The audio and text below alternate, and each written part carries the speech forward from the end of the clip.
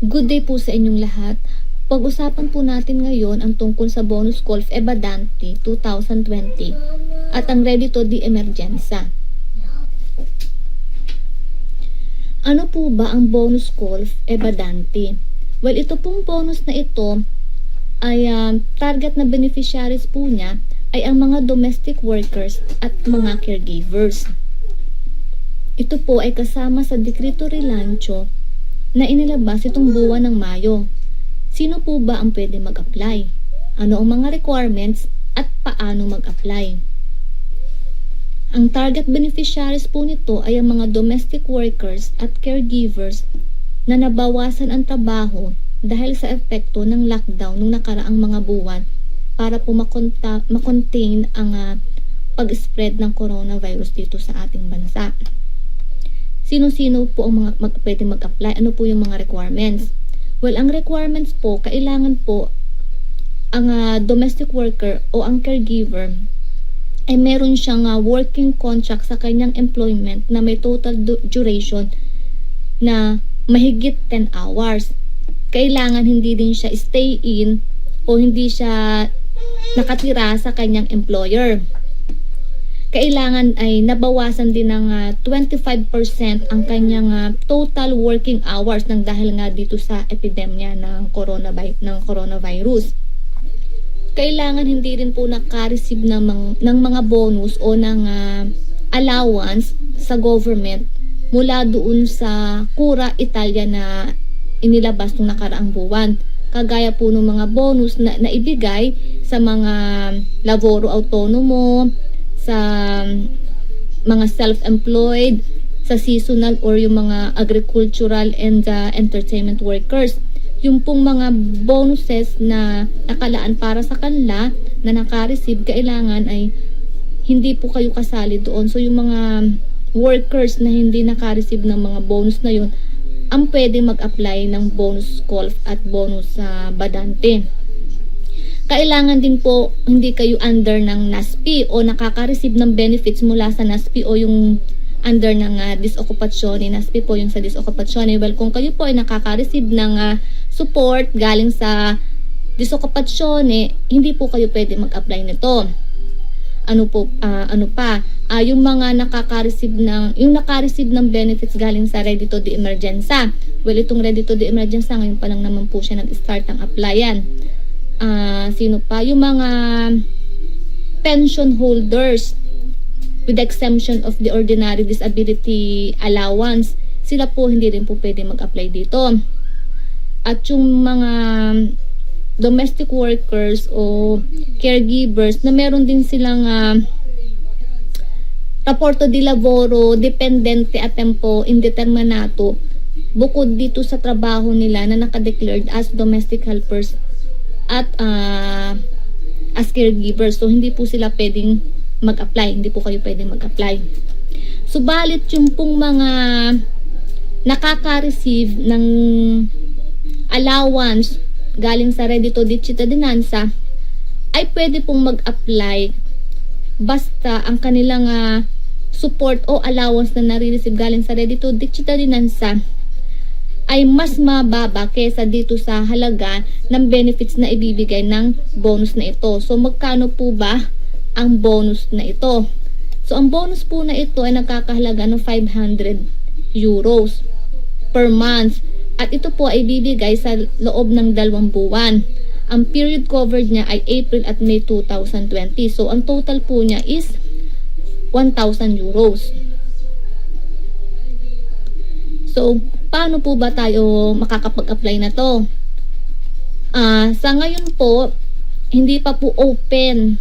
Wala pa po anunsyo kung kailan mag-start para makapag-apply dito. Pero, pag ito po once na nabuksan na po siya, pwede po tayo mag-apply direktamente sa sito ng IMSS. Pwede po natin siyang gawin na online. Or pwede rin naman po tayo magpunta sa mga patronato para dun po tayo mag-file ng ating application o ng ating demanda. Well, ayun po ang tungkol sa bonus golf badante. Ano naman po yung Reddito di Emergenza? Ano naman po ang pagkakaiba nila? Well, pareho po silang ang purpose ay makapagbigay ng support para sa mga pamilya na naapektuhan nga nitong COVID-19. Pero magkaiba po sila ng criteria at ng requirements. So ano po yung mga requirements para dito sa Ready to the Emergency? Sino yung pwede mag-apply? Una po, kailangan residence po kayo dito sa Italia during your application period. So dapat dito kayo naka-residence. At kailangan ng income ng inyong pamilya nitong nakaraang buwan ng Abril o nitong April 2020 ay hindi hihigit doon sa benefits na supposed to be ay dapat nyo ma-receive. So may computation po siya. Kunyari, isang tao mag-a-apply, isa ka lang sa nucleo familiare. So ang benefit na mapupunta sa'yo is 400 euro. So dapat yung sinuweldo mo noong buwan ng April ay hindi hihigit sa 400 euro para maka-apply ka nito. Pero kung kayo ay dalawa sa nucleo familiare nyo, yung komponente ng inyong nucleo familiare ay dalawa kayo, dalawang adulto, okay, dalawang adulto, isang bata, well, may computation po para dyan. Meron po silang specific computation kung paano siya makukuha. Later, ibibigay ko po sa inyo yung copy ng computation o yung magkano yung amount, depende kung ilan kayo sa inyong nucleo familiare, kung ilan ang komponente ng inyong nucleo familiare. Okay, so kailangan residence ka sa Italia. Kailangan yung iyong income itong April 2020 ay hindi hihigit doon sa amount ng benefit na ibibigay sa inyo. Pangatlo, kailangan yung inyong yung inyong movable assets nitong nakaraang taon, noong 2019, ay mas mababa sa 10,000 euros. Ayun po ay pwede mag-increase ng 5,000 euros kada member ng family. And then, pero ang maximum niya is 20,000. So, ito po makikita po sa inyong EC dun sa DSU nyo. So, kapag nag-submit kayo nito sa patronato, kailangan nyo rin i-present ang inyong EC na isa rin sa mga requirements. So, requirement din po ang EC. At kailangan po ang EC nyo ay valid para ngayong taong ito at ang kanyang value ay hindi tataas sa 15,000 euros. So, ayun lang po ang requirements. 4 lang po ang requirements. Kailangan residence ka sa Italia. Ang inyong income ay hindi tataas dun sa threshold that supposed to be ay dapat na maging benefit ng inyong family. May EC ka na hindi tataas sa 15,000 euros. Kailangan din ay ang inyong movable assets ay may corresponding value na hindi tataas sa 10,000 euros sa isang tao at ang maximum po ay sa 20,000 euros. So may computation po siya. And then pero dito po sa Ready to the Emergency, merong mga requirements na kailangan din nating i-consider kung sino po ba yung hindi maaaring mag-apply para dito. Kagaya dun sa bonus called Ebadante. Yung mga nakakuha na dun sa Cura Italia ng bonus, hindi ka na pwede mag-apply. So dito po sa Ready to the Emergency, meron din pong mga incompatibilities po kung sino hindi maaaring mag-apply. So sino-sino po yung hindi maaaring mag-apply.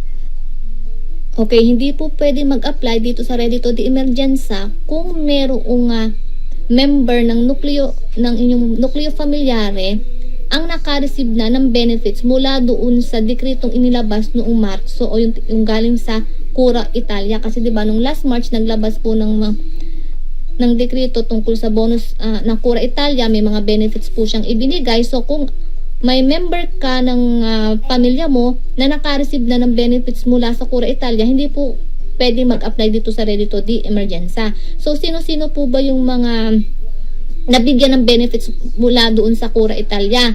So sila po yung mga self-employed workers, yung mga laboratory autonomy na nakadeclare sa IMSS, na naka-istrito sila sa IMSS. Tapos yung mga laboratory autonomy din o yung mga self-employed din na may partita IVA na separate naman ang registration sa IMSS management. Yung mga workers with coordinated and continuous collaboration relationships enrolled din sa separate management. Yung mga seasonal workers of tourism and spas, yung mga laboro stagionale, yung mga laboratory dello spettacolo, yung mga agricultural workers, kasama din yung mga seasonal employees belonging to other sectors other than tourism and spas, yung mga intermittent workers, yung mga self-employed workers na walang partita IVA, okay, na iskrito sila o hindi sila ang tawag dito, not enrolled in other compulsory social security forms. Yung mga yon hindi sila kasali din. Tapos yung mga workers na tinatawag na incaricati alle vendita a domicilio, yung mga in charge sa home sales, hindi sila kasali doon. Sila yung mga kasali doon sa nabigyan ng Cura Italia. At yung mga domestic workers, sila kasama rin doon sa benefits na binigyan ng Cura Italia. So kung may member ka ng family na kasama doon sa mga nabanggit na employee na yon na naka-receive na ng benefits mula sa Cura Italia, hindi na po pwede mag-apply nitong ready to the emergenza. Hindi rin po pwede mag-apply ng ready to the emergenza kung ang family components ay nakaka-receive na ng pension, yung ng direct o indirect pension with the exemption of the ordinary disability allowance.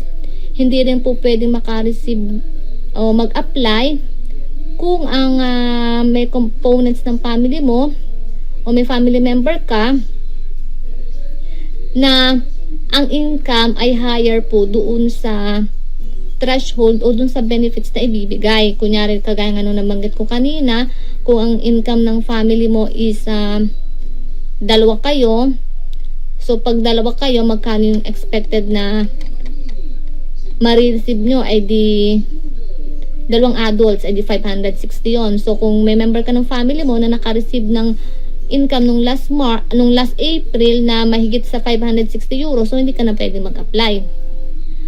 At saka sino pa yung ang hindi rin na rin pwede mag-apply, yung mga nakaka-receive ng ready to o pensione di cittadinanza, hindi rin po pwede mag-apply kung nakaka-receive na kayo nito. So, paano naman po ang pag-a-apply? At kailan po nag-start ang application? Well, start na po ang application. Pwede na po kayo mag-submit ng inyong application.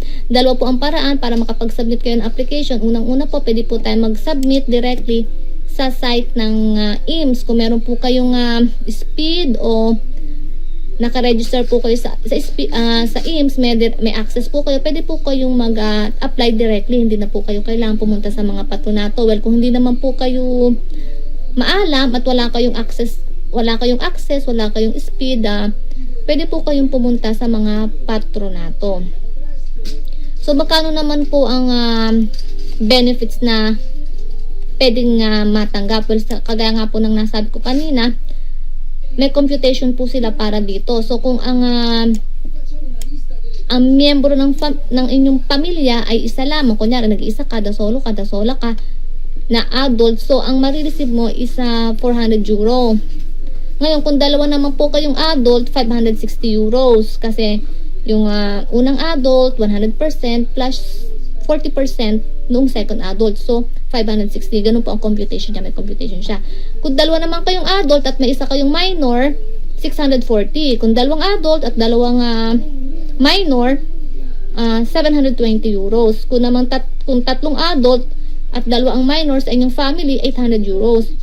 So, ang pinakamalaki na pong matatanggap, ang maximum po ay 800 euros. Pero may exemption po siya.